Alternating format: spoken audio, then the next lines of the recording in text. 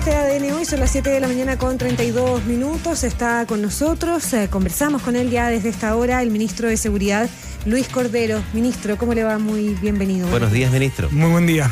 Ministro, lo primero, hay novedades durante esta mañana, ya lo contábamos, en torno a la detención de una persona que estaría involucrada en el secuestro del exalcalde de Macul, Gonzalo Montoya. ¿Cuál es la información que usted maneja a esta hora? Es un ciudadano venezolano, según se ha reportado. Es un ciudadano venezolano que está involucrado en el secuestro, que forma parte del grupo de personas que han sido identificadas. Esto para que quienes nos escuchan logren entender las fases, en este caso de delitos. Los secuestros, el primer propósito objetivo de la policía es poder localizar a la persona y obtener su entrega con vida. Y a continuación sigue la investigación para detener a sus autores. Por eso, toda denuncia de secuestro, todas se investigan como si fueran genuinamente reales. El 50% no lo son, pero entonces esta es una investigación que está en curso. Pero la policía tiene antecedentes desde el inicio y hoy comenzaron las detenciones y esperemos que así continúen para el resto de los quienes participaron en este delito en las próximas horas. Ya, pues las características de este delito, usted decía, el primer objetivo es recuperar con vida o en las mejores condiciones posibles a la persona secuestrada, pero eso no y las detenciones se están produciendo algunos días después, pero las personas están identificadas desde el inicio. ¿Cuántas son las personas que participaron en el secuestro del alcalde Montoya? No le puedo dar el número exacto por razones de la investigación, pero son varias. Está identificado el vehículo que originalmente también participó, se localizó, en fin, es un vehículo con patente clonada, pero eso ha permitido identificar lugares y personas. ¿Desde el inicio? Desde que se inició el secuestro y eso ha permitido continuar con las investigaciones. ¿Sí? Estamos hablando entonces, ministro, como ya se ha dicho en los últimos días, de un secuestro de carácter extorsivo. Desde la primera hora se descarta la tesis de un secuestro político, y a lo largo de la semana se fueron dando indicadores por parte de la autoridad de un incremento de este delito, y por lo menos al mes de junio casi un neteo o una cantidad mayor a la de los homicidios. ¿Cuál es la mirada que tiene el Ejecutivo al cierre de esta semana considerando el auge de este delito? Usted se está refiriendo a las palabras del fiscal Barros, fiscal Héctor Barros. Sí, yo creo que hay que precisar las declaraciones del fiscal, no porque él hubiese sido incorrecto, sino que el fiscal Héctor Barros se estaba refiriendo a aquellos delitos que están vinculados en la región metropolitana en los cuales participa ECO, ¿no? El número no es del total de secuestros ni tampoco del total de la región metropolitana. Lo digo porque los números de participación de este tipo de delitos se van a entregar en un par de semanas más en el boletín estadístico del Ministerio Público. El año 2024 tuvimos un incremento. En lo que va del primer semestre, más bien lo que tenemos es una disminución. Sin embargo, yo creo que esto es a lo cual se estaba refiriendo el fiscal Barros. Hay una preocupación que tiene el Ministerio Público, que tienen las policías y que por cierto tiene el Ejecutivo, que es el aumento en esta parte de los secuestros extorsivos producto de personas que utilizan aplicaciones de comercio sexual, donde habitualmente ese comercio sexual es con personas de nacionalidad extranjera. Ese tipo de secuestro extorsivo ha tenido un aumento que por cierto preocupa al Ministerio Público, a las policías y al Ejecutivo. Y para ser justos con la declaración del fiscal Barros, el fiscal Barros ha manifestado preocupación respecto de este punto, y es una preocupación que por cierto es legítima. Claro, él habla de un nuevo mercado y él dice hace mucho tiempo que vengo advirtiendo y la gente no se da cuenta en relación a este tipo de secuestros, que podría ser el caso, lo va a determinar la investigación, en el que está incorporado el secuestro del exalcalde Montoya. Usted desde el primer momento dijo esto estaría vinculado con su vida privada. ¿Ese mercado se acogió a esa advertencia, se dejó crecer de alguna manera? Porque el fiscal decía, más allá de que esté acotado a esto, decía una semana que hubo un secuestro por día, 7. Sí, lo que pasa es que la advertencia del fiscal, y esto es bien relevante porque la advertencia de Barros es una advertencia al público en general. O sea, ni el Estado, ni los fiscales, ni las policías le pueden andar siguiendo lo que una persona puede ejecutar con su teléfono, en el fondo. Pero la advertencia de Barros es correcta en el sentido de que una de las cosas relevantes de la información que tiene la Fiscalía ECO es cómo este tipo de organizaciones explotan mercados criminales que en el país no estaban desarrollados. Recuerden que funcionan como estructuras empresariales que identifican nichos de negocio que no se habían explotado. De hecho, el caso del secuestro extorsivo en nuestro país es uno de los buenos ejemplos en ese sentido. Y la advertencia de Barros es una advertencia que va destinado al público en general. Si usted es un usuario de este tipo de aplicaciones, respecto además de comercio sexual, donde hay personas de nacionalidad extranjera, usted está generando una condición de riesgo para este tipo de situaciones. ¿Y por qué es una advertencia que también es importante tener presente? Porque en el desbaratamiento de este tipo de organizaciones que se dedican a este tipo de delitos predatorios, en el caso de comercio sexual de mujeres de nacionalidad extranjera, habitualmente está comprometida detrás una banda que a su vez, respecto de ellas, comete los delitos de trata de personas. Entonces el encadenamiento criminal es muy complejo. Y esa advertencia yo creo que es una advertencia que en ese contexto tiene que ser entendida. Solo para precisar, ministro, lo que usted decía, en las próximas semanas o en los próximos días se van a entregar las cifras consolidadas en relación a secuestro, pero lo que el gobierno maneja o esas cifras, ¿han disminuido los secuestros en Chile? Nosotros tenemos un número menor a lo que se refiere al primer semestre del 2025. ¿Comparado con el primer semestre del 2024? Claro, así es. Ya. Que tuvimos en el año 2024 tuvimos un incremento en relación al año 2023. Lo que pasa es que el país ha puesto mucho foco durante este último tiempo por razones obvias, ¿no? Estos últimos años en materia de homicidios, ¿no? Pero yo también he advertido en otro momento que tenemos que preocuparnos de homicidios, por cierto, y hay un foco que ha tenido resultados y las cifras así los están indicando, pero hay que tener cuidado con los otros mercados criminales y por eso creo que las advertencias de Barros tienen que ser entendidas en esos términos. Ojo con otros mercados criminales que también diversifican la intervención de este tipo de organizaciones, porque como son estructuras rentables y por eso usted tiene que atacar también la forma en que remesan y obtienen beneficios y por su dinero, mientras usted los persiga penalmente, se van a abrir otros mercados criminales que uno tiene que estar atento a lo mismo. Estamos conversando, ustedes escuchan al ministro de Seguridad Pública, Luis Cordero, aquí en ADN Hoy. Usted lo decía, ministro, estas investigaciones a propósito de los secuestros frente a los otros delitos, que reportan muchos recursos a estas organizaciones criminales. De hecho, en la investigación todavía está abierta la arista de por cuál vía se habría hecho el pago. Bueno, dicen todas las teorías que no es recomendable hablar públicamente, primero del pago y en segundo lugar de cuánto se pagó. Pero hay una serie de plataformas, por ejemplo, de envío de remesas, que hacen más difícil trazar esta ruta del dinero. No estamos hablando de un depósito bancario en un banco de la plaza instalado en Chile. Pero ojo, que la segunda parte de la fase de la investigación del Tren de Aragua, que es la que se conoció hace unos días atrás, lo que demuestra es cómo esas células del Tren de Aragua utilizaron el sistema financiero. Sí, claro, formal. O sea, formal, con contadores. Ojo con eso, porque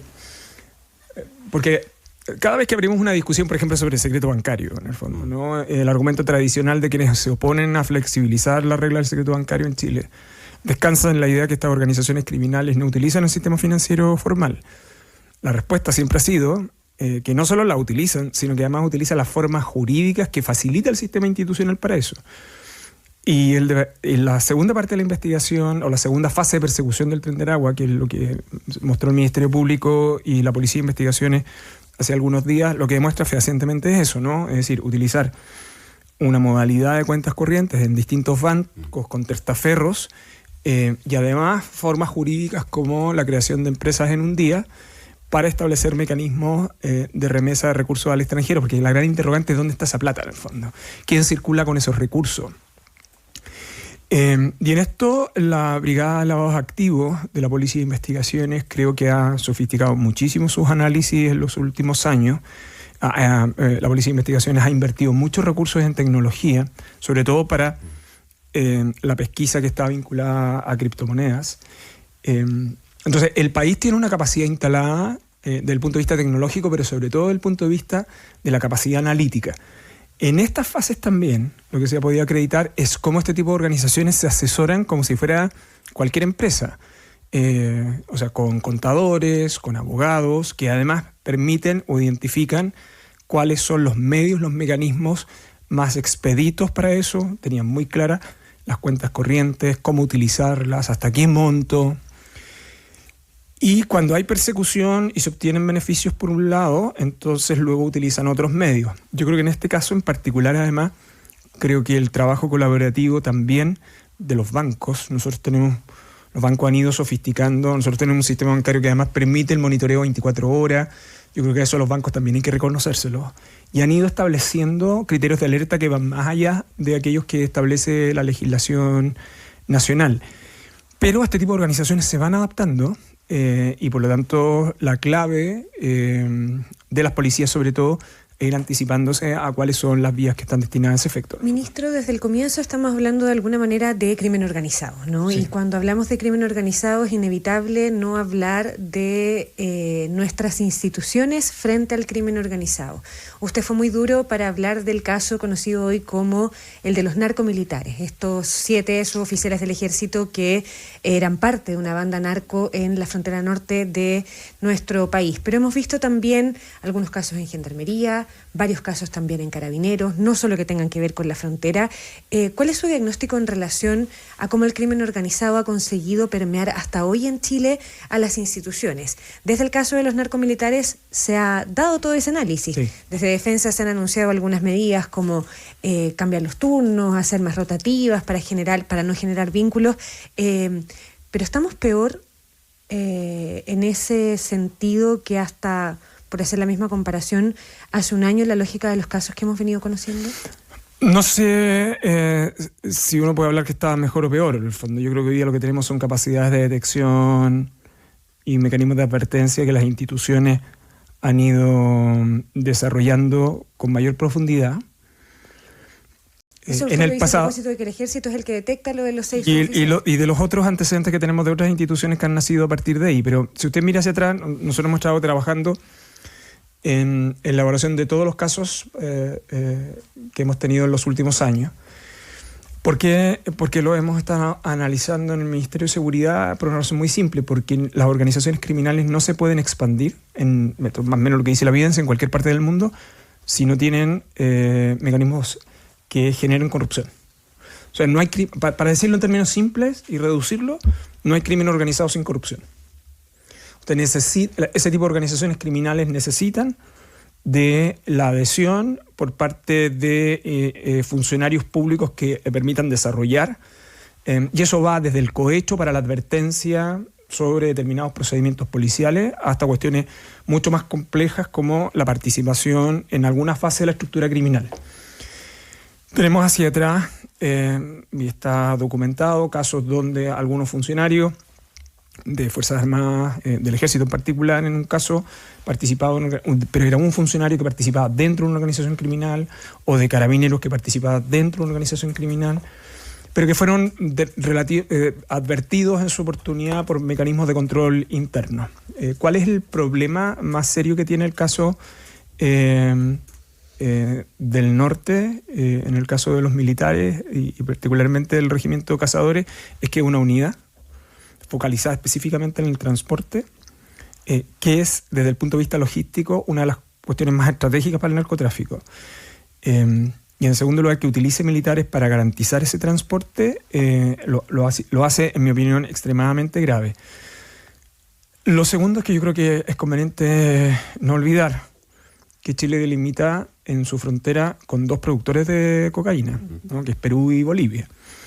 La fiscal lo dijo y por lo tanto yo no estoy revelando en esto ningún antecedente que esté sometido a secreto.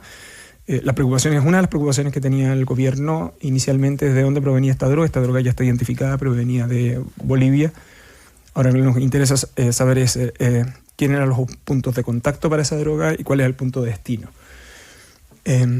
Por cierto, no utilizaron vehículos militares, no utilizaron sus horas de servicio, pero sí utilizaron su capacidad logística para poder entender las áreas vulnerables de la frontera. Yo vengo llegando de 2 días y medio en la frontera con el general Araya y el director Serna, entre otras cosas para ver estos y otros temas que hemos estado analizando sobre el tema de la frontera. Pero nuestras instituciones, y esto es lo clave, las instituciones que están a cargo del combate a las organizaciones criminales están en una situación de punto de contacto en el fondo, ¿no? Y si el Estado no toma sus resguardos adecuados, ese punto de contacto se puede transformar en contagio. Y esta es la lucha permanente de cualquier Estado democrático para el combate contra las organizaciones criminales. ¿Cuál es la ventaja que yo creo que tiene el país en esto? Uno, que las instituciones han ido desarrollando mecanismos de control interno. Buena parte de estas investigaciones nacen de eso. Y lo segundo, que yo no pasaría por alto, es que tenemos una red de instituciones que están abordando este tipo de aspectos. Una de ellas es de la Contraloría. La Contraloría tiene, y esto es una cosa que nosotros hemos conversado con la Contralora, la Contralora ha ido generando mecanismos para identificar áreas de riesgo en sus auditorías que están asociadas a seguridad pública y que en algún sentido podrían comprometer o estar generando condiciones para el desarrollo de crimen organizado. Entonces, por eso hay auditorías en armas, en destrucción de droga, en fin. Luego está el rol del Consejo de Defensa del Estado, a propósito de las acciones por los delitos funcionarios, pero yo creo que el rol, hay una cosa que no se ve, pero la Contraloría cumple un rol muy relevante en este tipo de aspectos. Entonces, el sistema institucional chileno tiene mecanismos de alerta, ¿no? Hay veces muchos que se preguntan, bueno, pero hay competencias superpuestas, pero ese tipo de competencias lo que generan son lo que se denominan alarmas de incendio. Lo relevante es cuántas alarmas de incendio tiene el Estado para poder advertir preventivamente este tipo de cosas. Y por eso en esto hay que ser bien inflexible, porque si usted tiene ámbitos de tolerancia, los niveles de corrosión institucional que se pueden generar son extremadamente altos, porque la cantidad de recursos que tienen este tipo de organizaciones son cuantiosos. Entonces la lealtad, los mecanismos de control, las doctrinas institucionales son muy claves para el desarrollo de la misma. Y sobre esto, ministro, también hay una preocupación, porque los recursos están, y la inversión importante es en tecnología también, para poder reforzar ese control fronterizo. Es lo que usted destacaba también en su visita de 2 días a la frontera norte. Sí, y me quedan unos días más, porque una de las ventajas de poder viajar con las 2 autoridades máximas de las policías, ¿sí?, es poder ver... o sea, hay una dimensión que uno ve de la frontera que está asociada a los puntos o los complejos fronterizos, pero hay un mundo, hay un universo de cosas que está... nuestra frontera no solo es extensa, es porosa, los mecanismos... Siempre estamos... el foco de la discusión de la frontera a rato está muy focalizada... En el norte. En ingresos irregulares en el norte, pero desde el punto de vista de seguridad pública eso es importante, pero igualmente importante y grave la capacidad de movilidad que pueden tener organizaciones que utilizan la frontera, por ejemplo, para el traslado de vehículos robados o también para la comercialización de droga, en el fondo. Entonces, cuando usted tiene una estructura tan extensa, una frontera tan extensa, la pregunta es, ¿cuál es el mecanismo más óptimo para eso? Y yo creo que el Estado ha invertido en tecnología y probablemente debiéramos invertir más. Las situaciones en las cuales nosotros tenemos funcionarios en puntos fronterizos estratégicos que son del Ejército y son de Carabineros, pero están en una situación que pueden observar. Las distancias son muy grandes. Cuando ocurre un evento, son esas patrullas las que deben abordar el problema, y si requieren refuerzos se van a demorar bastantes minutos. Uh-huh. Y quiero recordar que nosotros tenemos actividades económicas significativas cerca de nuestra zona fronteriza. Son proyectos mineros muy relevantes. Entonces, lo que quiero invitar es que cuando hablamos de la frontera y de la seguridad en la frontera, no nos quedemos exclusivamente en el número de personas que está asociada a inmigración irregular. Hay otros aspectos desde el punto de vista de seguridad pública que son muy relevantes. Ministro, no puedo dejar de comentar con usted lo que ha pasado en las últimas horas. Algunos casos que son de alta connotación social que son bien relevantes. Lo que pasó ayer, por ejemplo, en el barrio Franklin, una balacera a plena luz del día. Eso está en investigación, pero testigos dan cuenta de que ahí se habría usado armamento de guerra. No sé si usted tiene información en relación a eso. Y lo otro que contábamos también hace un rato, la preocupación que existe en la Gran Concepción, que han planteado también algunos alcaldes, en particular en la capital del Biobío. 13 homicidios en menos de un mes. Ayer un ciudadano venezolano con antecedentes también acribillado en plena calle, muy cerca de un jardín infantil. ¿Hay algo ahí distinto? ¿Son solo casos de connotación social o dan cuenta de una cierta tendencia a que estas cosas pasen en esas circunstancias, con testigos en plena luz del día, al lado de un jardín infantil o de un colegio?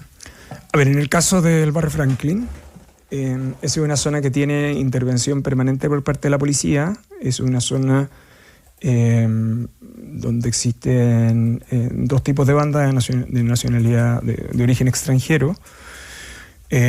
Tanto la Policía de Investigaciones como Carabineros han irrumpido en esa zona en varias ocasiones. De hecho, una orden de entrada y registro hace 1 mes y medio, 2 meses en esa zona.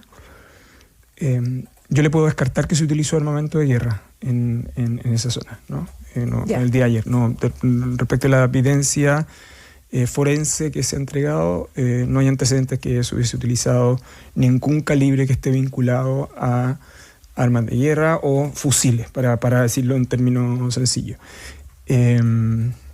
Los sujetos que intervinieron en esa zona son 4 en un vehículo que también está identificado, para el cual existen cámaras al efecto, y lo preocupante no solo es el hecho, sino que además el horario en el cual se realiza.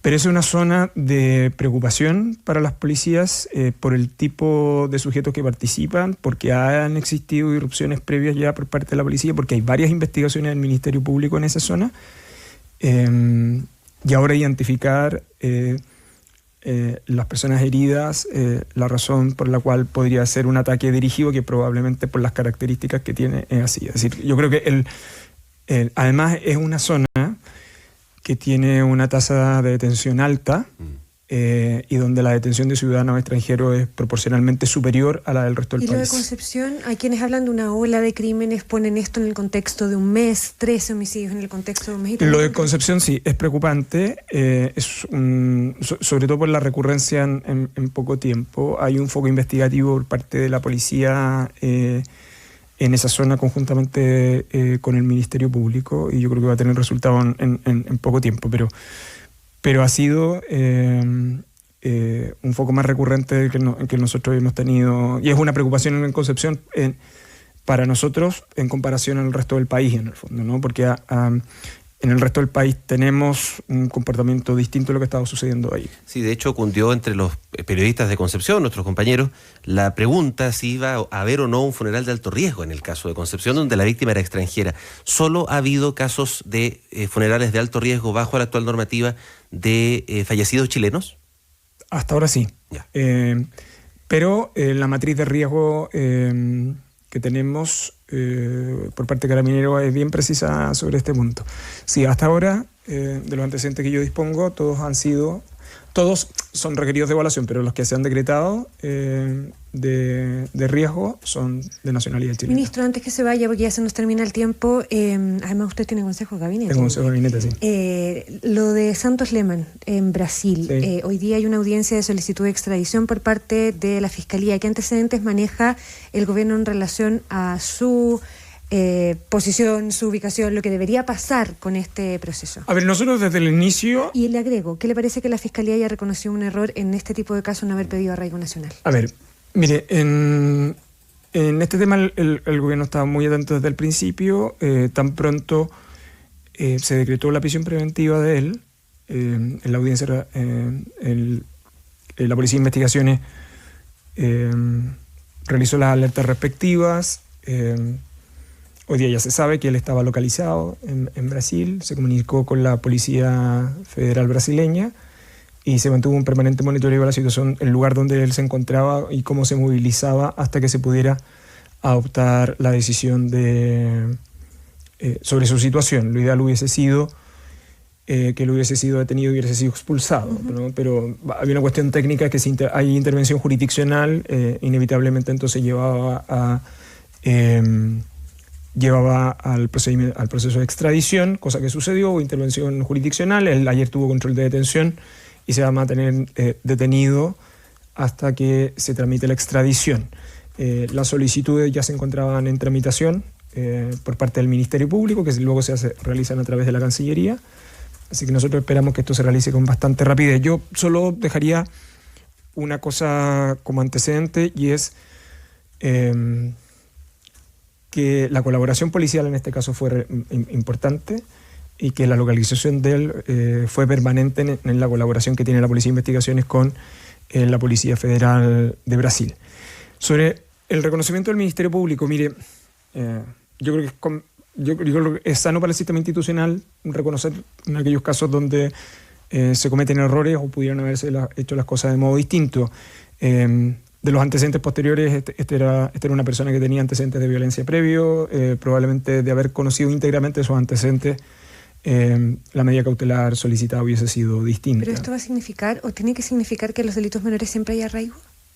Es que lo que pasa es que en este caso lo relevante era no solo el delito que había cometido, que yo creo que es un delito de lesiones graves, sino que además los antecedentes previos que existían en él sobre el uso de violencia. Su historial. Y su historial probablemente le daba un contexto a la solicitud del Ministerio Público para una medida cautelar distinta. Pero yo creo que lo relevante es que sea el propio Ministerio Público quien reconozca su error y probablemente analizar estos casos en el futuro de un modo clínico distinto. Perfecto, Ministro de Seguridad Pública, Luis Cordero, gracias por venir. No, por favor, muy buen día. Gracias, ministro.